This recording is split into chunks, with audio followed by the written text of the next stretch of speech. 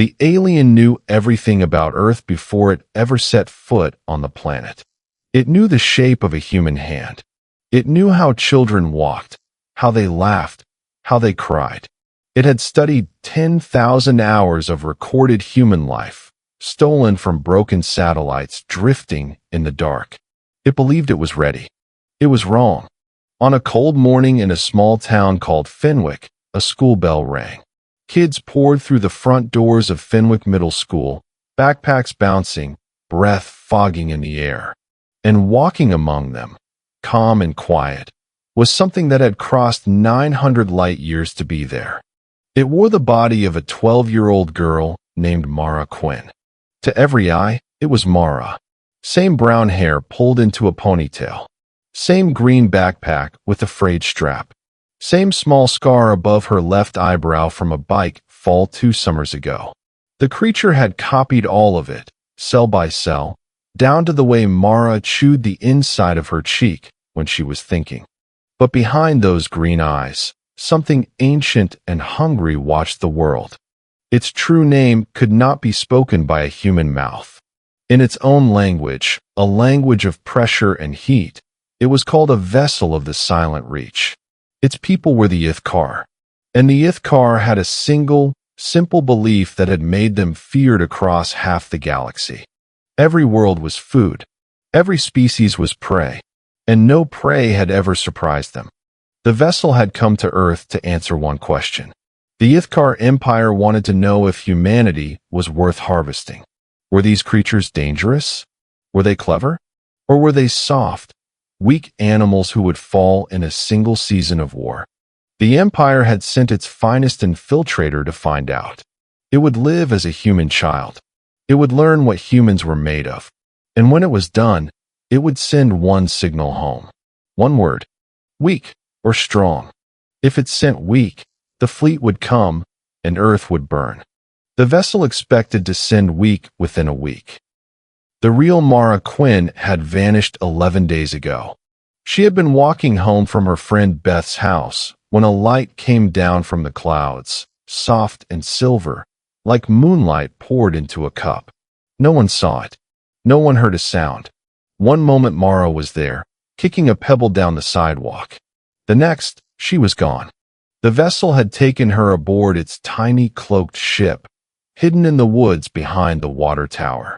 It had scanned her, copied her, and locked her deep inside a stasis pod where she now slept, frozen between one heartbeat and the next. The vessel needed her alive. A copy was only good while the original still breathed.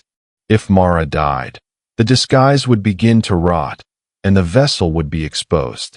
So it kept her safe, the way a person might keep a photograph. A tool. Nothing more. Then it walked into her life. It fooled everyone. It fooled her teachers. It fooled the lunch lady who always saved Mara an extra roll. It even fooled Mara's mother, Diane, a tired nurse who worked long night shifts at the county hospital and came home smelling of coffee and antiseptic. On the first morning, Diane had hugged the vessel goodbye, kissed the top of its head, and said, "Have a good day, Bug." The vessel had frozen. Bug, a term of no logical meaning. It filed the word away and said, in Mara's voice, "You too, Mom." Diane smiled and drove away. The vessel thought, this will be easy. The first crack in its plan came on the third day. It was during math class. The vessel sat in Mara's assigned seat, third row, near the window. It had already learned that human children were loud, chaotic, and shockingly bad at hiding their feelings. Their faces changed like weather. It found this useful. Emotions, it decided, were a weakness it could measure. A boy named Theo sat 2 desks away. Theo had messy black hair and a cast on his right arm, signed by half the school. He had been Mara's best friend since kindergarten. And Theo, the vessel quickly realized, was a problem. Because Theo noticed things. "Mara," he whispered, leaning over. "You okay?" The vessel did not look up. "Yes. You've been weird all week." "I am not weird." Theo squinted. "You said, 'I am not' instead of 'I'm not.'" You never talk like that. You sound like a robot from a movie. The vessel felt something it had not felt in a very long time. A flicker of alarm. It had made an error. A tiny one, invisible to the adults. But this child had caught it. I'm tired, the vessel said, forcing the contraction, softening its voice. Didn't sleep good. Theo studied it a moment longer. Then he shrugged and went back to his worksheet. Okay, but if something's wrong, you can tell me. That's the deal, remember? We tell each other stuff. The vessel did not answer, but it made a note. Asterisk, the male child is observant. He must be watched. If necessary, he must be removed. Asterisk. It did not yet understand what the deal meant. It would learn, and learning it would change everything. That night, the vessel returned to its hidden ship in the woods. It moved through the trees without a sound, faster than any human could, its stolen body carrying an alien mind. Inside the ship, it checked on Mara's frozen form in the stasis pod. The girl's face was pale and still, her chest neither rising nor falling. The vessel opened a channel to the Empire. Far away, in a chamber of black stone and cold light, an Ithkar overseer answered. Its name, roughly translated, was Warden Solt. Solt was old, powerful, and utterly without mercy. It had ordered the harvesting of 40 worlds. It had never lost. Report, Solt said. The disguise holds, the vessel replied. The humans suspect nothing. Their society is fragile. Their bodies are soft. They break their own limbs falling off simple machines. Then your judgment? The vessel paused. It should have said weak. That was the answer. That was what it had come to find. Humans were small and slow. They had no claws, no scales, no natural weapons. They lived in flimsy houses. They cried when they were sad. But something stopped it. A single, nagging thought. I need more time, the vessel said. Solt's eyes narrowed across the void. Why? There is a pattern I do not understand. I wish to be certain before I condemn a world. This was a lie. The truth was worse. The truth was that the vessel did not yet know why it wanted more time. It only knew that when the boy Theo had said we tell each other stuff, something in its ancient mind had itched like a wound that would not close. Solt was silent for a long moment. You have 30 days. Then you send the word. If you fail, you will be replaced and the word will be sent for you. Do you understand? I understand. The channel closed. The vessel sat alone in the dark ship, in the body of a sleeping girl's stolen skin, and it did not know that it had just started down a road that would end the only life it had ever known. The days passed, and the vessel learned. It learned that humans were strange creatures. They gave things away for free. A girl named Priya shared her lunch with a boy who had forgotten his, and asked for nothing back. The vessel did not understand this. Among the Ithkar, nothing was ever given. Everything was taken. It learned that humans protected the weak. When a small first grader was being bullied in the hallway, 3 older kids the vessel had never seen before stepped in and stopped it. They gained nothing. They risked punishment. And still they did it. The vessel filed these observations away, confused. This was not the behavior of prey. Prey did not protect each other. Prey scattered and saved themselves. But the thing that shook it most happened on the 9th day. It was raining. Cold gray rain that turned the schoolyard to mud. The vessel was walking to the bus when it saw a bird lying on the ground. A small brown sparrow, its wing bent, soaked and shivering. It had fallen from a nest in the gutter above. The vessel stopped and looked at the bird. It thought, asterisk, this creature will die. That is the way of things. The weak die, the strong feed, asterisk. Then Theo appeared beside it. He knelt in the mud, ignoring the rain, ignoring his cast, and gently cupped the tiny bird in his good hand. Poor little guy, he whispered. Come on, let's help you. Why? The vessel asked. The word came out before it could stop it. It's just a bird. It's going to die anyway. Theo looked up, surprised. So? That doesn't mean we don't try. The vessel stared at him. That makes no sense. There is no benefit. You gain nothing. Theo tilted his head, rain dripping off his hair. Mara, you're the one who taught me this. Remember when we found that stray cat behind the gas station? You said everything alive deserves a chance. You cried the whole way home when it ran away. The vessel had no memory of this, because it was not Mara, but it had copied Mara's brain patterns, her stored memories, the electric ghosts of her past. And now, faintly, it did remember. A cat. A summer night. A feeling of warmth spreading through a chest that was not its own. For the first time, the vessel felt something crack open inside it. It did not have a word for the feeling. Humans would have called it doubt. Theo took the bird home. He named it Lucky. And the vessel, walking back to the woods that night, could not stop thinking about a creature that helped things that could never help it back. On the 12th day, the vessel made a mistake that nearly ended everything. Diane, Mara's mother, came home early from her shift. The vessel was in the kitchen, standing very still, staring at a family photograph on the wall. In the photo, a younger Mara sat on the shoulders of a man with a kind face and laugh lines around his eyes. Diane came in quietly and saw the vessel looking at the photo. Her face softened, then filled with a sadness the vessel did not understand. You miss him too, huh? Diane said. The vessel turned. Who is this man? The words fell out of its mouth like broken glass. Diane's face changed. Confusion, then fear, then something worse. Mara, that's your dad. That's your father. Her voice shook. How could you? Why would you ask that? The vessel realized its error at once. It scrambled. I meant, I was just thinking about how young he looks. I know it's Dad. Sorry, Mom. I'm just tired.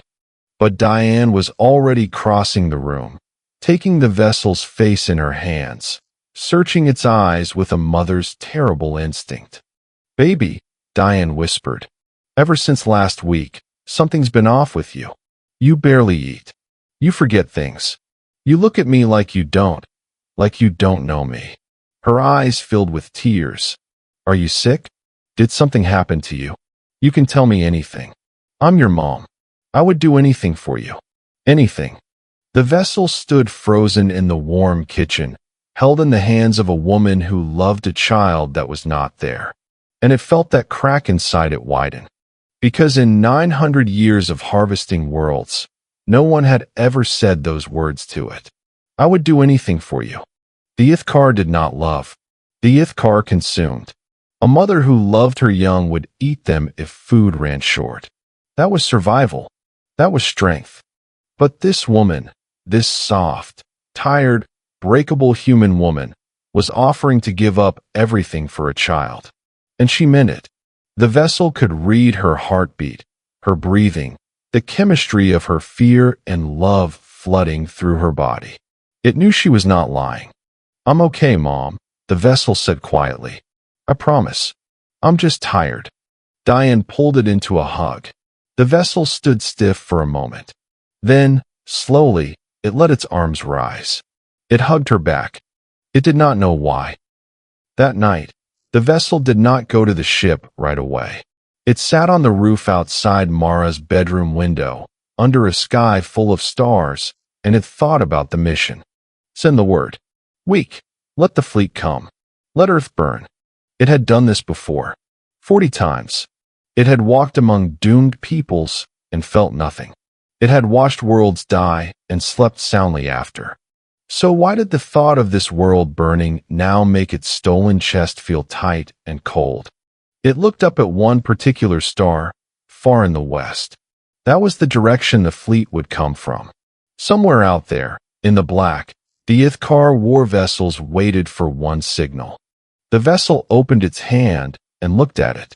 A human hand. Small. Weak. 5 soft fingers with no claws. And it thought about Theo kneeling in the mud to save a dying bird.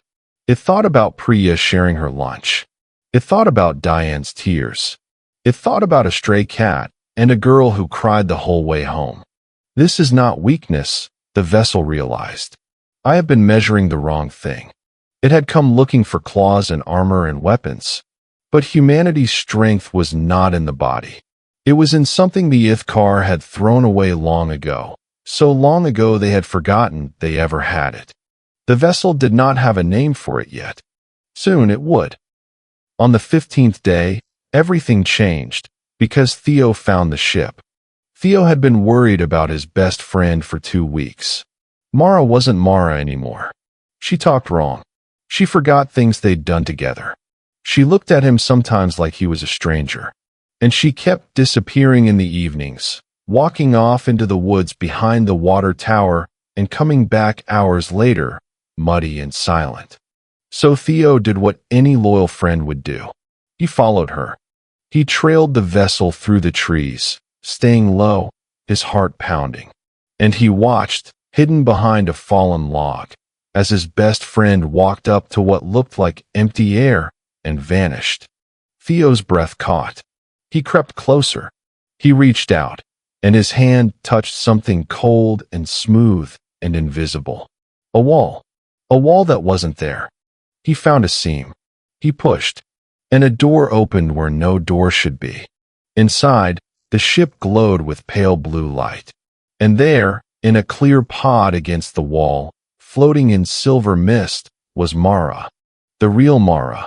Theo's whole world tilted. He stumbled back, his mouth open in a silent scream. 2 Maras. One frozen in a machine. One walking around town wearing her face. Theo. He spun. The vessel stood in the doorway behind him. But its face was no longer quite Mara's. In the strange blue light, its eyes had gone wrong. Too deep, too old, with something moving behind them that was not human at all. You shouldn't be here, the vessel said. Theo backed against the wall, next to the pod that held his sleeping friend. His voice shook. What are you? What did you do to her? What did you do to Mara? The vessel took a step forward. Its instincts screamed one word. Asterisk, remove the threat. He knows. He must be silenced. Asterisk. Its hand rose. In an instant, its human fingers could become something else. Claws that could tear through steel. It had killed to protect its cover before. On other worlds, in other skins. One quick motion, and the boy would be gone, and the mission would be safe. But it looked at Theo's face. The boy was terrified. He was 12 years old, with a broken arm and messy hair, cornered by a monster in an alien ship. He should have been begging for his life. He should have been running. Instead, Theo stepped in front of the pod, in front of the sleeping Mara. He spread his arms wide, shielding her with his small body, his cast held out like a shield. You want to hurt her? You go through me first, Theo said. His voice was shaking. Tears ran down his face. But he did not move. She's my best friend. I'm not letting you touch her. The vessel stopped. It stared at the boy. This weak, soft, breakable human child, standing between a 900-year-old predator and a helpless girl, choosing to die rather than run. Why? The vessel thought, its mind reeling. Asterisk, he gains nothing. He loses everything. This is not survival. This is the opposite of survival. Asterisk. And then, at last, the word came to it. The word for the thing it had been watching all along. The thing Theo had in the mud with the bird. The thing Diane had in the kitchen. The thing that made humans protect the weak and give without taking. Love. The vessel lowered its hand. I am not going to hurt her, it said quietly. Theo did not lower his arms. You're lying. No. The vessel's voice was different now. Softer. Uncertain. I do not think I am. They sat together in the ship, the boy and the monster, while the sleeping girl floated between them. The vessel told Theo everything. It did not know why. Perhaps it was tired of lying.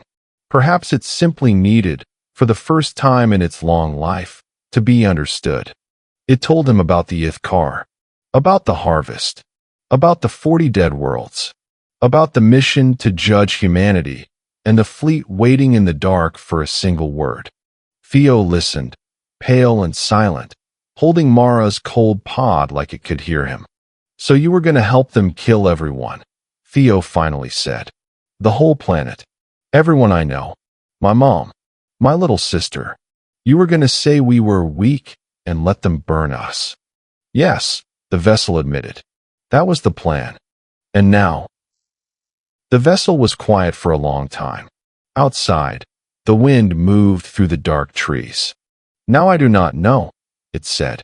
I came here believing your kind were animals. Prey. But I have watched you. I watched a boy save a bird that could never repay him. I watched a mother offer to give up everything for her child. I watched you stand in front of your friend, ready to die, when running would have saved your life. It looked at its own human hands. My people threw these feelings away 1,000 generations ago. We called them weakness. We became strong. We became feared. Its voice dropped. And we became empty. Theo wiped his face. Can you wake her up? Can you bring Mara back? The vessel hesitated. If I wake her, my disguise fails. Her mind cannot exist while I wear her form. The copy dissolves. I would become nothing, a creature with no shape, and the Empire would know I failed. So waking her means you die? In a way, yes. Theo stared at the alien wearing his best friend's face. Then don't. Not yet. He swallowed hard. But you have to help us. You have to stop them from coming. Please. There's got to be a way. The vessel looked at the boy who, moments after learning it was a monster, was already asking it to become a hero. You would trust me? The vessel asked. After everything I have told you? I trust that Mara saw something good in the world, Theo said. And you've got her memories now. Her heart, kind of. So maybe some of that good got into you too. The vessel did not answer. But something warm bloomed in its stolen chest, and it understood that Theo was right. They made a plan. It was a desperate one, and it would take everything. The vessel explained the truth about the harvest. The Ithkar were powerful, but they were not many. Their empire spanned 100 worlds, but it was held together by fear alone. They struck only worlds they were certain were weak. They avoided any species that could fight back, because a real war would cost them too much. They were bullies on a galactic scale, cruel to the helpless, cautious with the strong.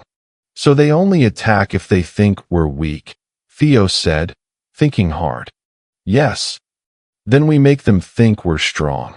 The vessel shook its head. You do not have the weapons. Your ships cannot leave your own system. Your armies could not scratch a single Ithkar war vessel. If they come, you will lose. But they won't come if you tell them not to. If you send the word strong, they leave, right? They will not simply take my word. Warden Solt is suspicious. If I claim humanity is strong, he will demand proof. He will send a scout to verify before pulling the fleet away. And when the scout finds a world of soft creatures with no space fleet, the vessel trailed off. They will harvest us anyway, and they will know I betrayed them. Theo's face fell. Then, slowly, a strange new light came into his eyes. What if we don't show them weapons? He said. What if we show them the thing that actually makes us strong? The thing you didn't understand until you lived here. The vessel stared at him. You're the proof, Theo whispered. You, a 900-year-old predator who's killed 40 worlds. And you lived with us for 2 weeks and changed. We turned a monster into a friend. That's the scariest thing in the whole galaxy, isn't it? Not our guns. Us. What we do to the things that come close to us. The vessel felt a chill run down its spine. Because the boy was right. And it was terrifying. But before they could act, the plan fell apart. On the 16th day, Warden Solt grew impatient. And Solt did not trust his infiltrator's request for more time. So he did what he had done on suspicious missions before. He sent a second vessel, a hunter, to watch the first one. The vessel first sensed it during lunch, on the 17th day. A prickle at the back of its neck. The feeling of being watched by something that thought the way it thought. It scanned the cafeteria. Rows of loud, laughing children. And there, near the far wall, a new student. A girl no one seemed to remember enrolling. She had blonde hair and a quiet smile, and she was eating alone, watching everything with pale, patient eyes. The vessel's blood ran cold. It knew that stillness. It knew that patience. Another Ithkar, wearing another child's skin. That night, the second vessel found the first in the woods. It stepped out from behind a tree, still wearing the blonde girl's face, but speaking now in the pressure and heat language of the Ithkar, a language of clicks and hisses no human ear could truly hear. Warden Solt sends greetings, brother, the hunter said. He wonders why you delay. He fears you have grown soft. I have grown careful, the vessel replied in the same tongue. These humans are more complex than they appear. The hunter tilted its head, exactly the way a predator studies wounded prey. Are they? Or have you been infected? It happens sometimes, to those who wear a skin too long. The mind of the host bleeds into ours. We begin to feel their small feelings. Their fear. Their love. The word dripped with contempt. Tell me, brother, have you begun to love these creatures? The vessel said nothing, and its silence was an answer. The hunter hissed with cold satisfaction. I thought so. Then I have my orders. I will finish your mission for you. I will send the word weak. I will kill the human girl in your pod so your disguise rots and exposes you. And I will report your betrayal to the warden. It smiled with the blonde girl's mouth. Goodbye, brother. You were strong once. It turned toward the hidden ship, toward Mara, toward the sleeping girl in the pod. And the vessel made its choice. For 900 years, it had served the Empire. It had killed for the harvest. It had believed, deep in its ancient heart, that strength was the only thing that mattered, and that mercy was for the weak and the dead. Now, in the dark woods of a small human town, it threw all of that away. The vessel moved, faster than the hunter expected, because the hunter still thought like an Ithkar, still expected its brother to flee and save itself. It did not expect the vessel to attack, to risk everything for a sleeping child it was never meant to care about. They fought. It was a battle no human I ever saw.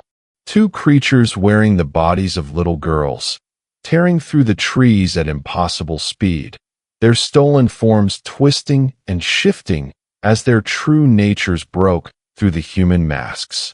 Claws erupted from soft hands. Jaws unhinged. The night filled with sounds no forest had ever heard. The hunter was younger, faster, stronger. It had not spent 2 weeks living as a fragile human, wasting its energy on sleep and school and the strange chemistry of feelings. It drove the vessel back against the ship, its claws at the vessel's throat. You are weak now, the hunter hissed. You let them make you weak, and now you will die for it. But the vessel smiled. No, it said. They did not make me weak. They made me fight for something, and you have never fought for anything in your life. You do not even know what it feels like. Then the vessel did something no Ithkar would ever do. It stopped protecting itself. It let the hunter's claws sink into its own body, and used the moment to drive both its hands into the hunter's core, into the place where an Ithkar's true self was held. The hunter shrieked. Its disguise shattered, the blonde girl's face melting away to reveal the thing beneath, a writhing mass of dark scales and too many eyes. It thrashed. It clawed. But the vessel held on, bleeding, dying, refusing to let go. For Theo, the vessel whispered. For Diane. For Mara. For a bird named Lucky. And with the last of its strength, it tore the hunter apart. The dark creature dissolved into ash and light, scattering into the night wind. Gone, as if it had never been. The vessel collapsed against the ship, badly wounded, its stolen body torn and leaking. But it was alive, and Mara, in her pod, was safe. Theo found it there an hour later, having sneaked out of his house, unable to sleep, worried about his strange new friend. He found the vessel slumped in the dirt, wearing Mara's ruined form, its wounds slowly, painfully knitting themselves back together. "What happened?" Theo cried, dropping to his knees beside it. "They sent another one," the vessel said weakly. "To kill me. To kill Mara. I stopped it. But there will be more. Salt knows something is wrong now. When the hunter fails to report, he will send a whole scouting force. Maybe the fleet itself." Its eyes met Theo's. "We are running out of time." Theo's face hardened with a courage far too large for such a small boy. "Then we do the plan. Now. We make them think we're strong." The vessel closed its eyes. "There is a way," it said slowly. "But you will not like it. And it will cost me everything. Tell me." The Ithkar fear only one thing. Not weapons. Not armies. They fear a species that cannot be broken. A species that, no matter how much you take from it, refuses to fall. My people have never met such a species. They believe none exist. The vessel opened its eyes. "But I have lived among you. And I know the truth. Humanity is that species. You just have never had to prove it to the stars. So how do we prove it? We show them. We let a scouting force land. We let them see your town, your people, everything. And we make them understand that even if they burn this world to ash, they will lose. Because you will never stop. You will fight from the ruins. You will fight with rocks and fire in your bare hands. You will die by the millions, and still you will not surrender. And a species that will not surrender is a species that costs more to harvest than it is worth." The vessel's voice grew fierce. "The Ithkar are bullies, Theo. And bullies only pick fights they know they can win easily. We make them believe this fight will never, ever be easy." Theo swallowed. "How do we make them believe that in a couple days?" The vessel was silent for a moment. Then it said the hardest thing it had ever said. "I will send Warden Salt a message. Not the word weak. Not the word strong. I will send him the truth. I will send him my own report. The report of an Ithkar who came to harvest a world and was defeated by it. Not by its weapons, by its heart. I will tell him that I, a creature who has never known mercy in 900 years, was made to feel love in 14 days. And I will ask him a question he cannot answer." The vessel looked at the stars. "What happens to the Empire if we harvest a species that spreads compassion like a plague? What happens when the skins we wear begin to change us? What happens when the prey turns the predator into one of its own?" Theo's eyes were wide. "You think that'll scare him?" "It will terrify him," the vessel said. "Because it already happened. To me. And I am living proof that it can happen to any of them. But there was a catch. There was always a catch. The message will only work," the vessel said, "if Salt believes it completely. And he will only believe it if he can verify it. He will send a scout to confirm that a human world truly changed one of us. And that scout will need to see the change with its own eyes." The vessel looked down at itself, at Mara's stolen body. "It will need to see me, as I am now, feeling, caring, human, in every way that matters." "Okay," Theo said. "So the scout comes, sees you're all soft and lovey now, and gets scared, and they leave. Right. There is one more thing." The vessel's voice dropped. "For the change to be real, truly real, real enough to convince them, I cannot keep hiding inside a stolen skin. The disguise is a lie. Salt will see it as a trick. I must prove that my change is genuine by giving up the very thing that makes me a predator." It looked at the pod where Mara slept. "I must release the girl. I must wake Mara Quinn. And when I do, my form will dissolve. I will have no body, no skin, no place to hide. I will be exposed, defenseless, and mortal. And I will face the Ithkar scout not as a hidden hunter, but as myself, a creature who chose love over the harvest and paid for it. Theo stared at him. But you said that would kill you. Yes. There's got to be another way. There is not. The vessel smiled Mara's gentle smile. Do you know why humans win, Theo? Do you know the secret your species has that mine forgot? It is not your weapons. It is that you are willing to die for each other. Willingly. Gladly. My people have never understood it, because none of us has ever loved anything enough to die for it. The vessel reached out and touched the pod. But I have. I love this world. I love the boy who saved a dying bird. I love a mother's kitchen. I love a friend who stood in front of me with a broken arm and would not move. Tears ran down its stolen face. For the first time in 900 years, I have something worth dying for. And that, Theo, that asterisk is how you will defeat the Empire. Not by proving you can kill them, by proving that you can make even a monster love you enough to die for you. The scout came on the 20th day. It arrived at dawn, a black ship the size of a mountain, decloaking silently in the sky above Fenwick. It did not fire. It did not speak. It simply hung there, blotting out the rising sun, casting the whole town into shadow. Below, people ran into the streets, screaming, pointing, weeping. Sirens wailed. News helicopters scrambled into the air. The whole world watched, frozen in terror, as the first confirmed alien ship in human history hovered over a tiny American town. But the vessel and Theo were not in the town. They were in the woods, in the hidden ship, and the vessel was preparing to die. Warden Solt's voice came through the channel, cold and vast. You have caused me great trouble, little vessel. My hunter is dead. My mission is in ruins. And now you send me the strangest report in the history of the harvest. A report claiming these humans are a contagion, that they change us, that they made you weak. Solt's voice sharpened. I have come to see this weakness for myself. And then I will burn this world so thoroughly that its ashes forget it ever existed. Come and see. Then, the vessel replied. But you will not find weakness, Warden.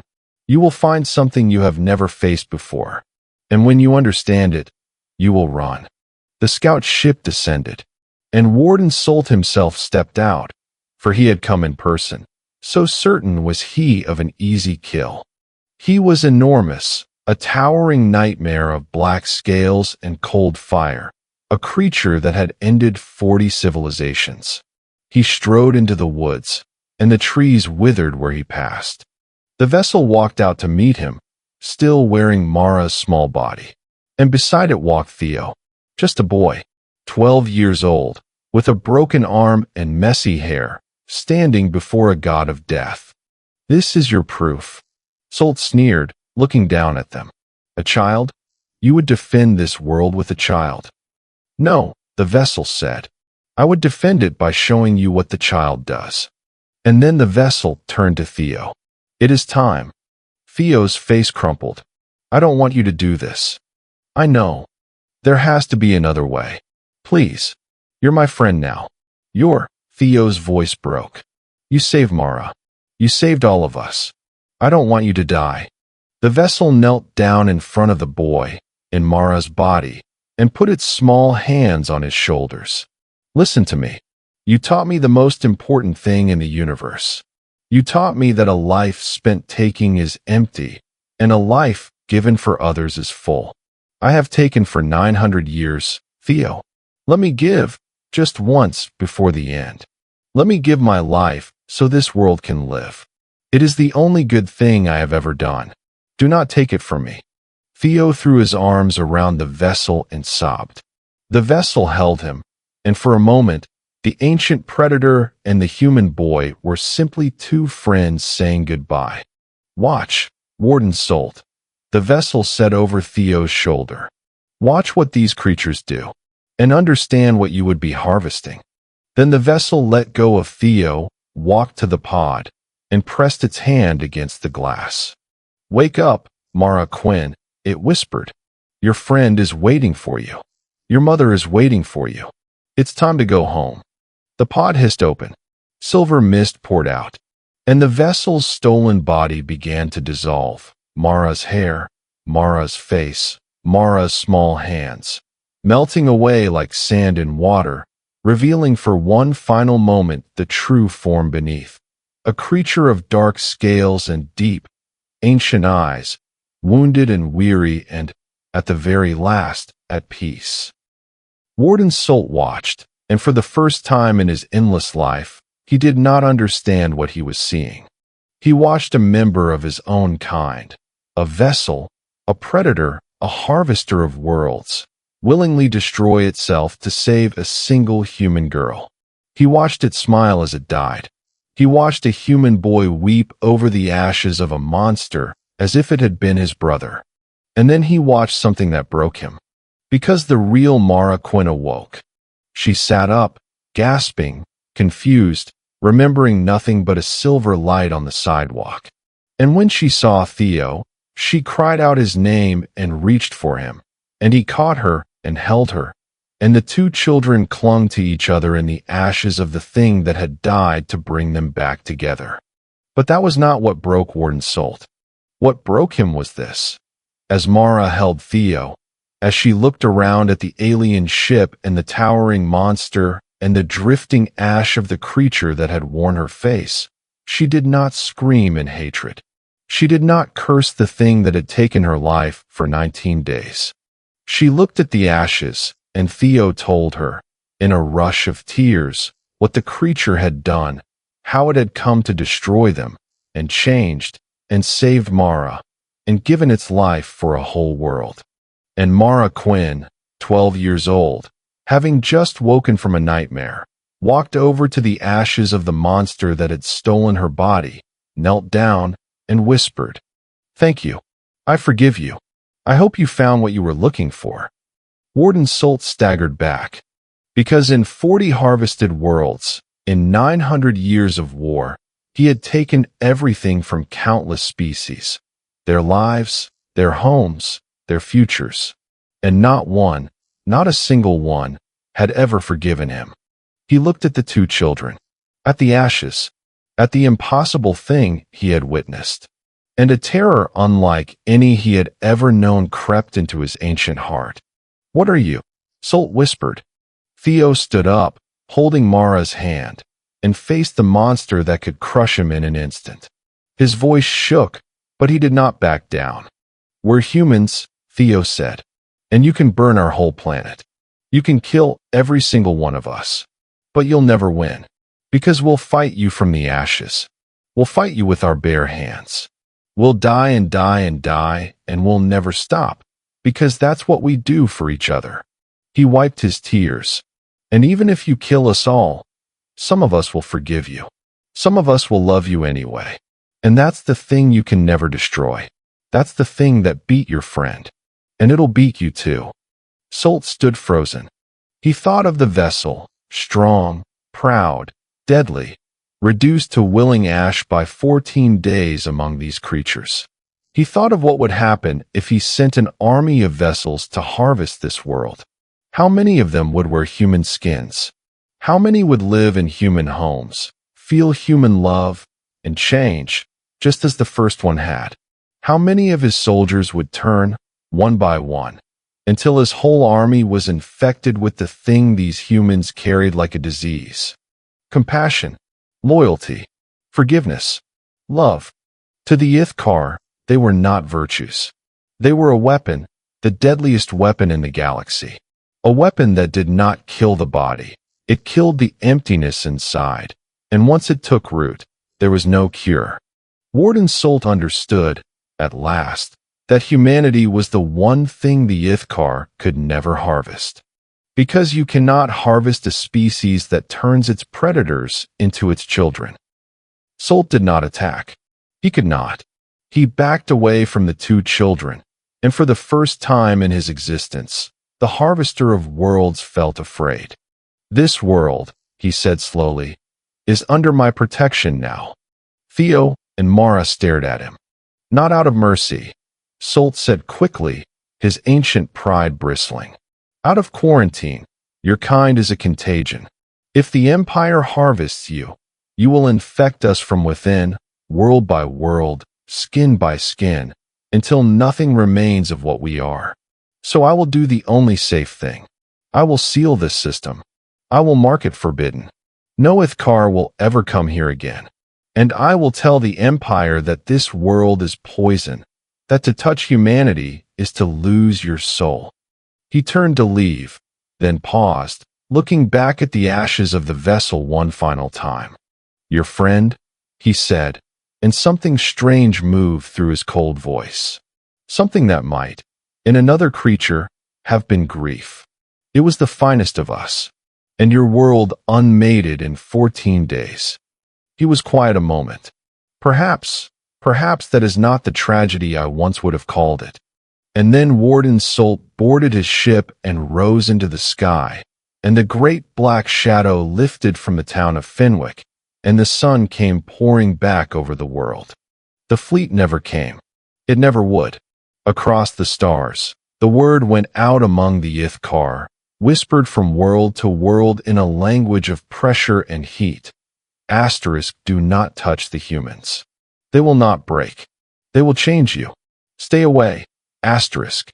And so a species with no space fleet, no galactic weapons, no armies among the stars, became one of the most feared and respected peoples in the galaxy, not because of what they could destroy, but because of what they could not stop themselves from loving. Down on Earth, no one ever knew the full truth. The government studied the black ship's readings for years and understood almost none of it. The world moved on, uneasy but alive, watching the skies with new eyes. But in the small town of Fenwick, 2 children knew. Mara Quinn went home to her mother. Diane wept and held her daughter for hours and never fully understood why Mara had seemed so strange those 2 weeks, or why she now hugged her mother a little tighter, a little longer, every single day. And Theo and Mara kept the secret between them, the way best friends keep the biggest secrets of all. Every year, on the 20th day of that cold month, the 2 of them walked out into the woods behind the water tower, to the spot where a monster had turned to ash for the love of a world it was sent to destroy. They brought a small brown bird with them, Lucky, who had healed and grown and refused to leave Theo's side. They stood in the quiet trees, and Mara would say the same words, every year, into the wind. Thank you. I forgive you. I hope you found what you were looking for. And somewhere far away, among the cold and distant stars, in an empire built on fear and emptiness, the memory of a single creature that had learned to love in 14 short days spread quietly from mind to mind, a small, unkillable seed of the thing humanity carried into the dark.